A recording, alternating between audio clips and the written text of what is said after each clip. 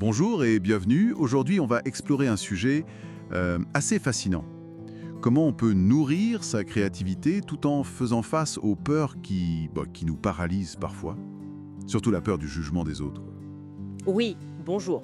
Et pour ça, on va s'appuyer sur deux approches. D'abord, les idées d'Elisabeth Gilbert sur la vie créative au-delà de la peur. Et puis on regardera aussi ce que dit Christophe André sur l'anxiété sociale, la peur des autres. L'idée, c'est de voir un peu comment tout ça s'articule, comment la curiosité, peut-être une certaine audace, peuvent nous aider à dépasser le trac, la timidité, enfin, tout ce qui freine nos élans créatifs. Exactement.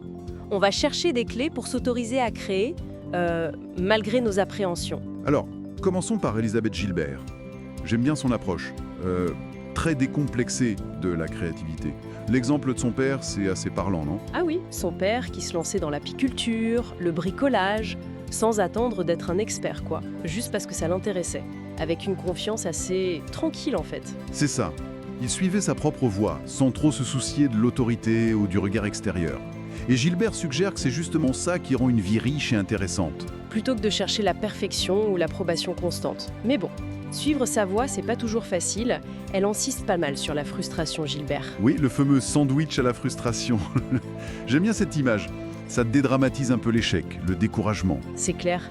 Pour elle, la frustration, c'est pas un bug dans le processus créatif, c'est le processus lui-même en quelque sorte. Faut l'accepter et surtout persévérer. L'endurance, c'est la clé. Un peu comme disait le poète Seamus Heaney, qu'il faut puiser longtemps pour atteindre les eaux profondes. Ça demande de la pratique, de l'engagement. Tout à fait. Et parfois, ça part de pas grand-chose. Son histoire de jardinage, c'est un bon exemple. Une petite envie de planter des trucs. Et hop, ça réveille des connaissances qu'elle avait oubliées, ça devient une vraie fascination pour l'histoire de la botanique, et ça pourrait même devenir un livre, juste en suivant une petite curiosité de départ.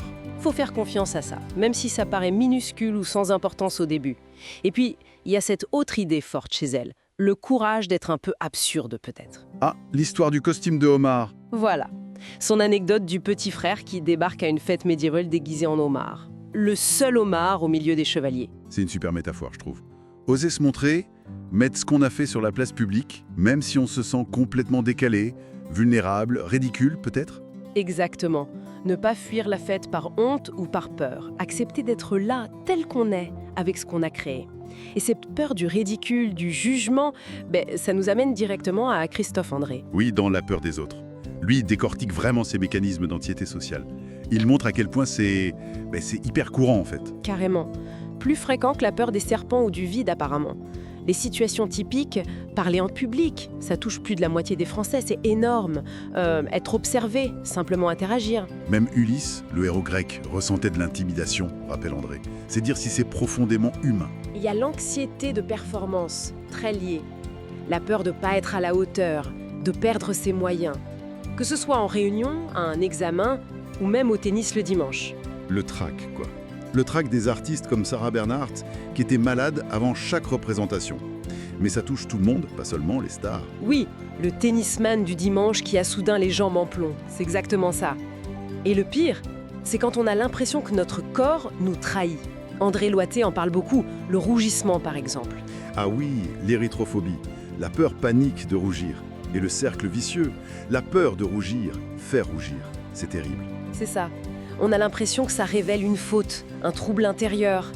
C'est une peur très ancienne, d'ailleurs. Mais il n'y a pas que ça. Les tremblements aussi. La voix qui flanche, les mains. Comme ce Jacques dont il parle, qui n'ose plus prendre sa tasse de café en réunion de peur qu'on voit ses mains trembler. Voilà. Ou les mains moites, la gorge sèche pour un musicien. Tous ces signes physiques qui nous font se sentir encore plus vulnérables. Et tout ça, c'est nourri par nos pensées, hein. Ce fameux monologue intérieur négatif qu'André décrit si bien. Je suis nulle, ils voient bien que je suis mal à l'aise, ils vont me trouver ridicule.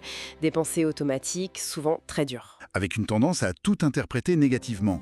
Un visage neutre devient hostile, une petite erreur devient une catastrophe généralisée.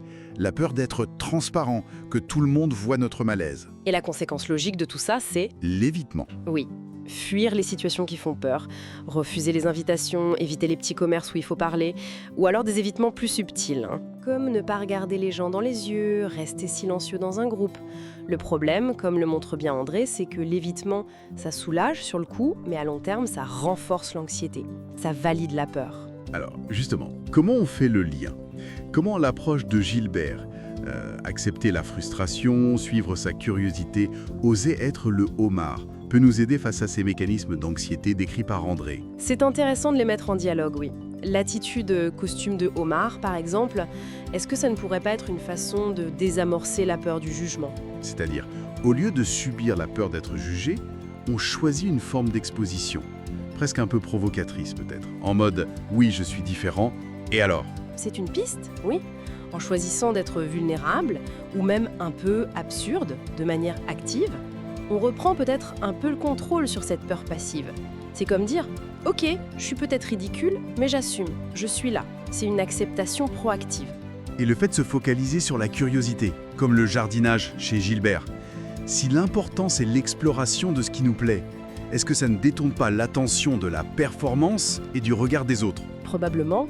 Si le moteur, c'est l'intérêt intrinsèque, la pression de l'évaluation externe diminue forcément. L'enjeu se déplace. Et l'idée du sandwich à la frustration est aussi une sorte d'antidote, non? À la paralysie, oui. Si on accepte que la difficulté, l'inconfort, la peur de mal faire, ça fait partie du jeu, on est moins tenté de tout laisser tomber au premier obstacle. On persévère, même si c'est inconfortable. C'est ça l'endurance créative dont parle Gilbert. C'est une réponse directe à la paralysie que peut induire l'anxiété. Donc, en résumé, pour naviguer dans cette vie créative, il faut souvent composer avec ses peurs sociales, ses peurs de performance bien réelles. Mais cultiver la curiosité, accepter que ce ne soit pas parfait, oser être soi-même, même un peu décalé, ce sont des pistes concrètes pour avancer. Exactement, des stratégies pour ne pas rester bloqué par la peur. Alors pour finir, peut-être une petite question pour réfléchir. Quelle est la plus petite étincelle de curiosité? Ce petit truc jugé insignifiant ou un peu bizarre, qu'on pourrait décider de suivre aujourd'hui? Juste pour voir où ça mène, en essayant de laisser de côté, pour une fois, la peur du résultat ou du regard des autres. Juste l'exploration. Une belle invitation. Voilà de quoi réfléchir. Merci de nous avoir écoutés sur productivité et stratégie. N'hésitez surtout pas à partager vos propres expériences ou vos questions dans les commentaires. On est curieux de vous lire. À